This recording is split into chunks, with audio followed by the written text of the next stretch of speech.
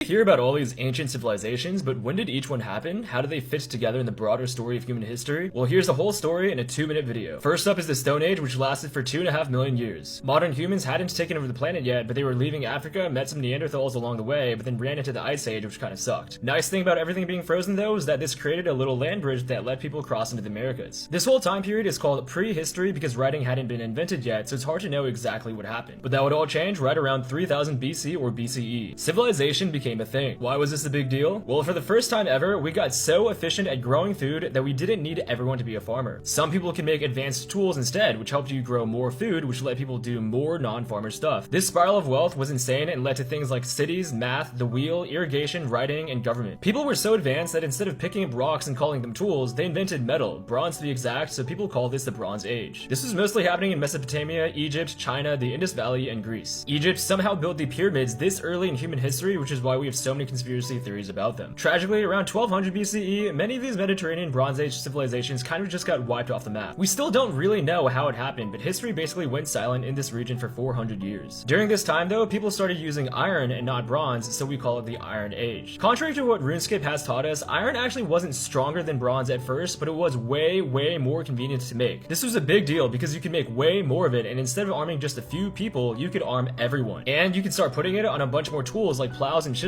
and make every tool in society metallized. Right around 600 BCE, ancient Greece and ancient Rome really began to flourish. So when you hear historians mention things like antiquity or the classical period, they're referring to this period. Though this is obviously a very Western-centric view because binding these specific years together to create a historical time period is sort of arbitrary for non-Western civilizations. Most of the ancient Greek philosophers you hear about like Socrates, Plato, and Aristotle all lived in this time, as well as Greek rulers like Alexander the Great. The Bible and Hindu and Buddhist scriptures were all written during this time. Most of the things that you associate with ancient China like Confucianism, papermaking, and the Silk Road happened here, especially during the Han Dynasty, and most Chinese people even today are called Han Chinese. The Persian Empire, Roman Empire, Carthage, Kingdom of Kush, and Mauryan Empire all happened here. And the Golden Age for both India and the Mayans happened around the end of this time period. This time period of classical antiquity would end when the Western Roman Empire collapsed and Europe would enter its Dark Ages. This happened in 476 AD or 476 CE. And by the way, when you hear these two years, they mean the same thing. Historians started using CE because it's more neutral and doesn't center around Jesus Christ. So basically, prehistory was a Stone Age before writing was a thing.